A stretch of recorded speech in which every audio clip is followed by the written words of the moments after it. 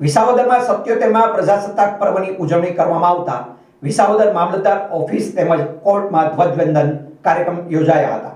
વિસાવદર મામલતદાર ઓફિસમાં નાયબ મામલતદાર H.N. સાંગાણી દ્વારા ધ્વજવંદન કરવામાં આવ્યું હતું, જ્યારે વિસાવદર કોર્ટ પરિસરમાં રજિસ્ટ્રાર S.J. લક્કડના હસ્તે ધ્વજવંદન કરવામાં આવ્યું હતું।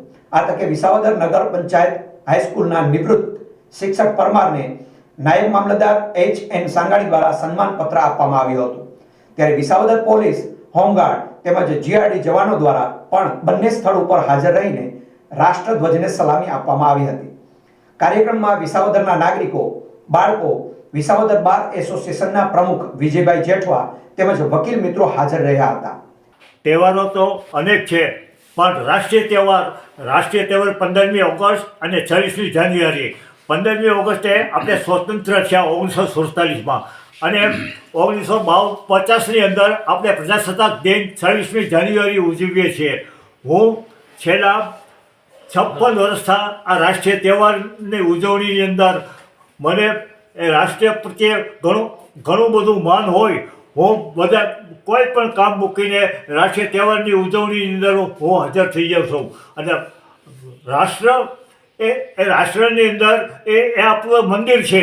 રાષ્ટ્રની અંદર જુદા જુદા મંદિરોની જુદા જુદા કલરની રાષ્ટ્રધ્વજના ધજાઓ ફરતી હોય છે, પણ આપણા રાષ્ટ્રીય મંદિર ઉપર તિરંગા ઝંડાની ધ્વજા ફરકે છે।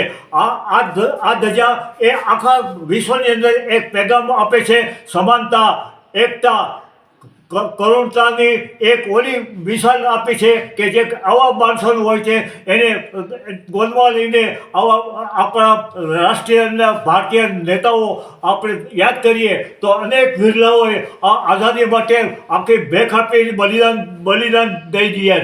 આ સાથે વિસાવદર રેલવે સ્ટેશનમાં 77મા પ્રજાસત્તાક પર્વે વિસાવદર રેલવે સ્ટેશનના સ્ટેશન માસ્ટર P.K. ટેલર દ્વારા ધ્વજવંદન કરવામાં આવ્યું હતું।